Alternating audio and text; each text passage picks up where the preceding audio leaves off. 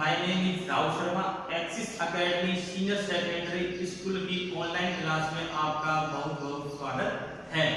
आज हम पढ़ेंगे लेसन नंबर 3 आनुवंशिकी।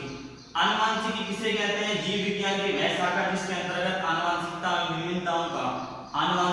एवं विभिन्नताओं का अध्ययन किया जाता है उसे आनुवंशिकी कहते हैं। तो अक्सर बोर्ड में सवाल आता है कि आनुवंशिकी का जनक किसे कहा जाता है? तो ग्रेगर जॉन मेंडल, जिसका पूरा नाम है, मेंडल को आनुवंशिकी का जनक कहा जाता है। इस ओर बढ़ते हैं मेंडल का जीवन परिचय। मेंडल का जीवन परिचय, इसमें बात करते हैं अपन कि मेंडल जो था उसका जन्म कब हुआ था। मेंडल का जन्म 22 जुलाई 1822 को ऑस्ट्रिया के हेंजनडार्फ, ऑस्ट्रिया के हेंजनडार्फ, ऑस्ट्रिया के हेंजनडार्फ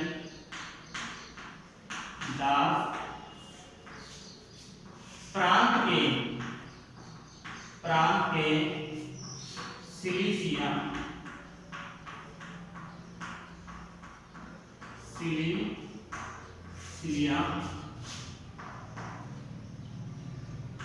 गांव में हुआ था।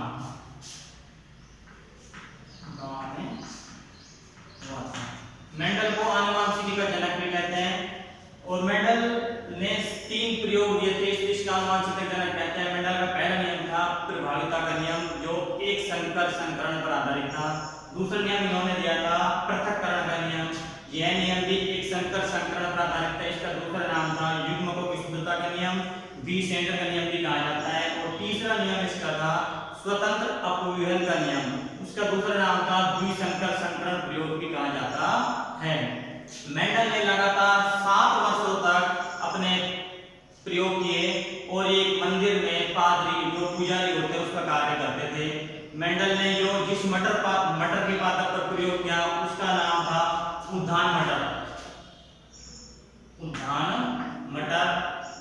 और उद्यान मटर का वनस्पति नाम होता है पाइसम सेटाइवम।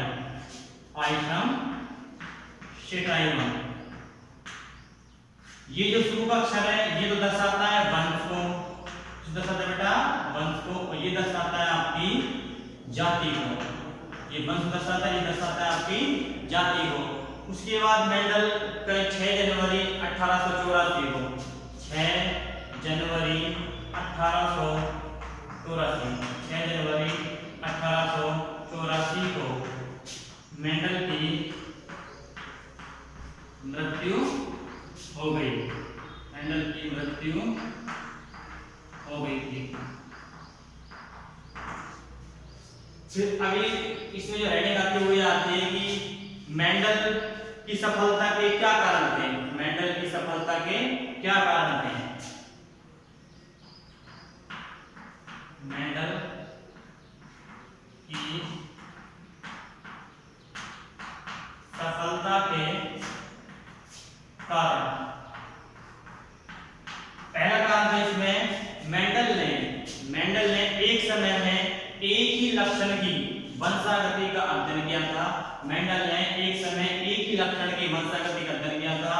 दूसरा जो इसका कारण है वो ये है कि मेंडल ने अपने जो प्रयोग किए थे, संकरण प्रयोग किए थे, उनका सांख्यिकी विश्लेषण किया था। और तीसरा इसमें जो प्रयोग किया था मेंडल ने, जो एक समय में इलेक्ट्रिक वंशागति प्रयोग किया। दूसरा था इनका कि इन्होंने सांख्यिकी प्रयोग सफलतापूर्वक किया था। तीसरा प्रयोग इसमें आता है कि इन्होंने आसानी से स्वपरागण और परपरागण आसानी से किया था। अब आगे हेडिंग आती है कि मेंडल के नियमों की पुनर्खोज। मेंडल के नियमों की पुनर्खोज।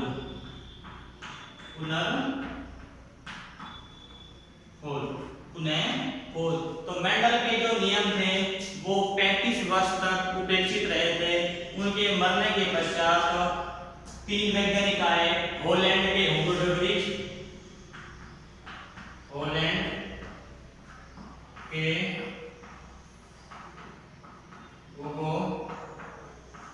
डी ब्रिज जर्मनी के कार्ल लोरेंस और तीसरा था ऑस्ट्रिया के एरिक वान सेवनेक।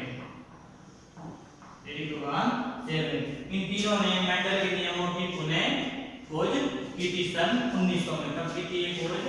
सन 1900 में। मेंडल के नियमों की पुनः खोज की थी। मेंडल ने जो 3 महत्वपूर्ण नियम दिए थे, मेंडल ने 3 महत्वपूर्ण नियम दिए थे, वो थे प्रभाविता का नियम, दूसरा था आपका पृथक्करण का नियम और तीसरा था आपका स्वतंत्र अपीवन का नियम।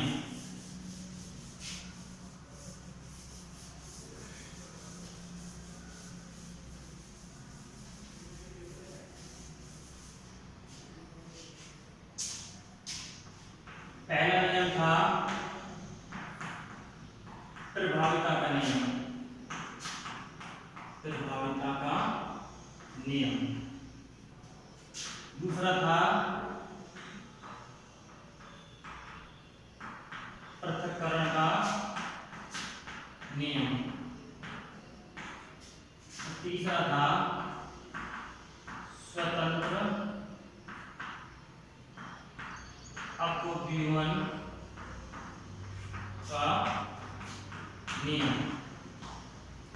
तो प्रभाविता का जो नियम है, इसका दूसरा नाम भी है एक संकर संकरण प्रयोग। एक संकर संकरण प्रयोग और इसका दूसरा नाम है विसेंगन का नियम।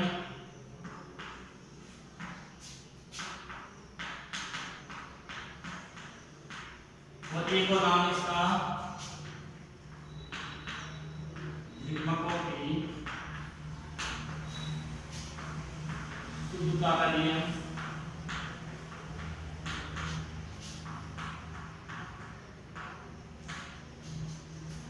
और ये है तीसरे स्वतंत्र अपव्यूहन का नियम। इसका एक नाम हो रहा है द्विसंकरण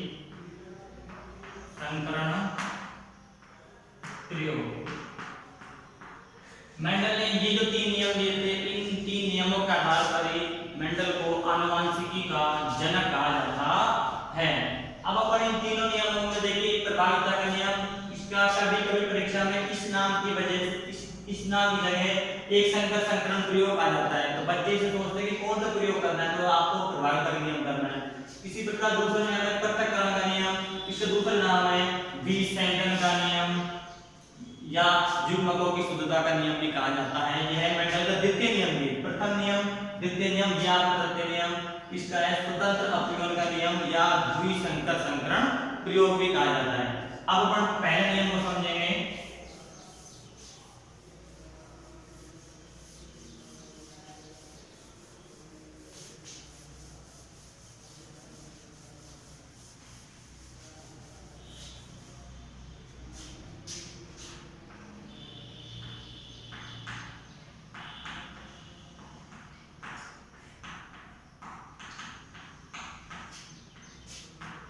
प्रभाविता का नियम, इसकी परिभाषा ये है कि यह नियम एक संकर संकरण प्रयोग पर आधारित है।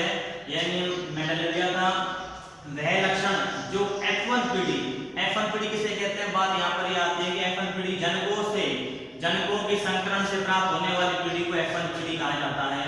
वह लक्षण जो F1 पीढ़ी में अपने आप को अभिव्यक्त कर पाता है या प्रदर्शित कर पाता है, उसे F1 पीढ़ी कहते हैं। जो लक्षण F1 पीढ़ी पर प्रदर्शित नहीं कर पाता है, उसे अप्रभावित लक्षण कहते हैं। दोबारा सुन लीजिए, वह लक्षण जो F1 पीढ़ी में अपने आप को प्रदर्शित कर पाएगा, उसे प्रभावित लक्षण कहते हैं। वह लक्षण जो F1 पीढ़ी में अपने आप को अभिव्यक्त नहीं कर पाएगा, उसे अप्रभावित लक्षण कहते हैं। इसे ही प्रभाविता का नियम कहा जाता है। इसके लिए अपन क्या करेंगे, शुद्ध लंबे और शुद्ध बोने पौधे के बीच में आपस में संकरण प्रयोग कराया जाता है। तो तो इसमें F1 पीढ़ी में जो पौधे आते हैं वो सभी पौधे संकर लंबे अर्थात सभी पौधे 100% लंबे पौधे प्राप्त होते हैं। तो देखिए प्रयोग कैसे होगा ये, अपन यहाँ लिख दिया शुद्ध लंबे। शुद्ध लंबे टैग मतलब क्या होता है, लंबा, दोनों टी के लिए अपन यहाँ पर कैपिटल ये चीज होता है बेटा इसका संकरण, अंग्रेजी बोलते हैं इसको क्रॉस। यहाँ पर हो गया शुद्ध बोने, शुद्ध बोने पौधे। यहाँ पर दोनों टी के लिए अपन ने बेटा स्मॉल। ये जो पीढ़ी आपकी कहलाएगी जनक पीढ़ी, क्या कहलाएगी, जनक पीढ़ी। जनक पीढ़ी के लिए अपन आप यहाँ पर पी भी लिख सकते हो। पी मतलब होता है पेरेंट्स या पेरेंटल पीढ़ी बोलते हैं अपन इसको, पी पीढ़ी बोल सकते हैं अपन इसको। और ये दोनों पी जब जोड़े में समान होते हैं तो उसको बोलते हैं समयुग्मजी। क्या बोलते हैं, समयुग्मजी। ऐसे ही दोनों पी यहाँ पर भी दोनों समान है, उसी ऊपर कहेंगे अपन बेटा समयुग्मजी, समयुग्मजी। यदि बेटा यहाँ पर एक बड़ा टी होता एक छोटा टी होता, दोनों में यहाँ बड़ा है एक छोटा टी होता तो समयुग्मजी नहीं कहते, उसको कहते हैं अपन बेटा विषम युग्मजी। क्या कहते हैं, विषम युग्मजी। इसी प्रकार यहाँ बड़ा टी एक छोटा टी होता उसको कहते हैं अपन विषम युग्मजी कहते हैं। ये हो गया आपका ये। अब क्या करेंगे इसमें आपको क्या होगा बेटा, क्रॉस। क्या होगा, क्रॉस मतलब संकरण होगा। इसमें से युग्मक बनेंगे, क्या बनेंगे बेटा, जीमेट बनेंगे युग्मक। इसके लिए मैंने यहाँ पे कर लिया कैपिटल टी, यहाँ से कर लिया बेटा मैंने स्मॉल टी। ये क्या बन गया बेटा अपने युग्मक, क्या बन गए युग्मक, जाइगोट बोलते हैं इसको। ये बन गया आपके युग्मक। यहाँ पर दोनों बड़े टी थे इसलिए छोटे टी आ गया, यहाँ पर दोनों छोटे टी थे तो छोटा स्मॉल टी आ गया। अब दोनों में क्या होगा, आपस में स्वयं परागण, सेल्फ पोलिनेशन होगा, स्वयं परागण होगा दोनों में आपस में। देखिए इसका स्वयं परागण होगा। यहाँ बड़ा टी है और छोटा टी है तो हमेशा बड़ा टी पहले आता है उसके बाद स्मॉल आते हैं। यहाँ बड़ा टी, यहाँ क्या आ गया आपका छोटा टी। ये आपके पास संतति आ गई। क्या आ गई बेटा, संतति। ये कौन सी क्रिया से आया बेटा, स्वयं परागण। कौन सी क्रिया से आया बेटा आपका ये स्वयं परागण। कौन सी पीढ़ी बेटा, ये आपकी F1 पीढ़ी। कौन सी पीढ़ी बेटा, ये आपकी F1 पीढ़ी। अब बड़ा टी छोटा टी आ गया तो मैंने बताया था आपको, जब दोनों टी बड़े हैं तो समयुग्मजी, दोनों टी छोटे हैं तो समयुग्मजी। एक बड़ा टी छोटा टी आ गया क्या कहलाएगा आपका विषम युग्मजी। क्या कहलाएगा ये विषम युग्मजी, विषम युग्मजी। अब बात आती बड़ा टी छोटा टी। देखिए यहाँ पर देखिए मैं परिभाषा बोली थी प्रभाविता नियम की, वह लक्षण जो F1 पीढ़ी में अपने आप को अभिव्यक्त अर्थात प्रदर्शित कर पाता है वो तो कहलाता है प्रभावी लक्षण। वह लक्षण जो F1 पीढ़ी में अपने आप को अभिव्यक्त नहीं कर पाता है वो कहलाएगा आपका अप्रभावी लक्षण। तो यहाँ पर बड़ा टी छोटा टी है, ये विषम युग्मजी दोनों जोड़े में असमान है, इस वजह से तो बड़ा टी जो है अपना गुण दिखा रहा था, प्रभावी लक्षण दिखा रहे थे, इसको क्या कहते हैं प्रभाविता नियम कहते हैं। बड़ा टी होने की वजह से यहाँ पर सभी गुण कैसे आएंगे, बड़ा टी होने में क्या कहेंगे शुद्ध लंबे। तो यहाँ पर सभी पौधे क्या कहलाएंगे आपके शुद्ध लंबे। शुद्ध लंबे को बोल सकते हैं अपन बेटा संकर लंबे। क्या बोलेंगे, संकर लंबे। संकर लंबे का मतलब होता है कि सभी पौधे लंबे कहलाएंगे। यहाँ पर सिर्फ F1 पीढ़ी तक ही आता है। क्या आता है बेटा, F1 पीढ़ी तक ही निकल कर आता है संकर लंबे। अर्थात ये को ये कह सकते हैं अपने यहाँ पर 100% लंबे पौधे, लंबे पौधे। अब इसमें कुछ परिभाषा जैसे समयुग्मजी, विषम युग्मजी आए, दो शब्द आए हैं तो इसमें आप पता होना समयुग्मजी किसे कहते हैं। समयुग्म परिभाषा सुन लीजिए, समयुग्मजी, समयुग्मजी। तो देख लीजिए जब किसी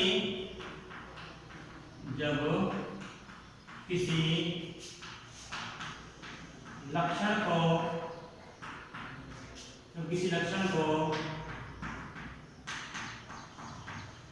नियंत्रित करने वाले युग्म विकल्पी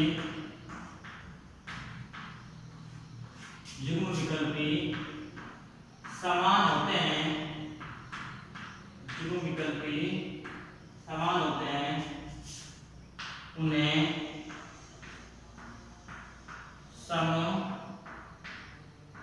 समयुग्मजी कहते हैं। जैसे दोनों टी कैपिटल या दोनों टी स्मॉल, दोनों टी स्मॉल। अब आती है हेडिंग आपकी अगली परिभाषा विषम युग्मजी। इसमें जब किसी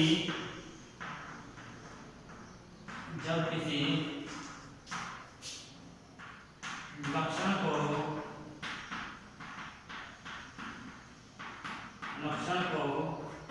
नियंत्रित करने वाले युग्म विकल्पी, यहाँ पर आएगा समान, यहाँ जाएगा असमान होते हैं, असमान होते हैं, उसे विषम युग्मजी कहते हैं। जैसे एक बड़ा टी और छोटा टी। बस लीजिए समयुग्मजी जब किसी लक्षण को, ये आपके लक्षण दोनों टी क्या है बड़े, जब किसी लक्षण को नियंत्रित करने वाले युग्म विकल्प, युग्म मतलब जोड़े के समान होते हैं, उन्हें समयुग्मजी कहते हैं। जैसे दोनों बड़े टी या दोनों छोटे टी। देख लीजिए मैंने दोनों टी बड़े लिखे हैं तो इस बीच का लिखा है समयुग्मजी।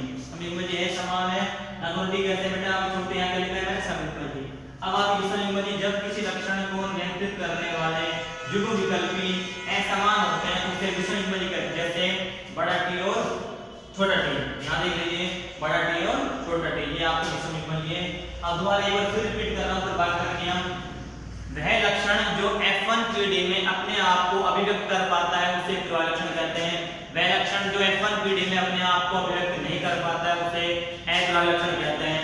इसे ही मेंडल का प्रभाविता का अर्थात प्रथम नियम कहा जाता है। उदाहरण स्वरूप करेंगे पर इसमें तो शुद्ध लंबे और शुद्ध बोले, अर्थात शुद्ध लंबे दोनों बड़े टी, शुद्ध बोले दोनों छोटे टी के बीच में आपस में स्वयंपरागण अर्थात संकरण कराया जाता है तो बड़ा टी छोटा टी युग्म बनता है। उसके बाद दोनों में स्वयंपरागण होता है तो बड़ा टी छोटा टी अर्थात विषमयुग्मजी लंबे संकर लंबे F1 पीढ़ी में सभी पूरे 100% लंबे प्राप्त होते हैं। इसे ही मेंडल का प्रभाविता का नियम कहा जाता है।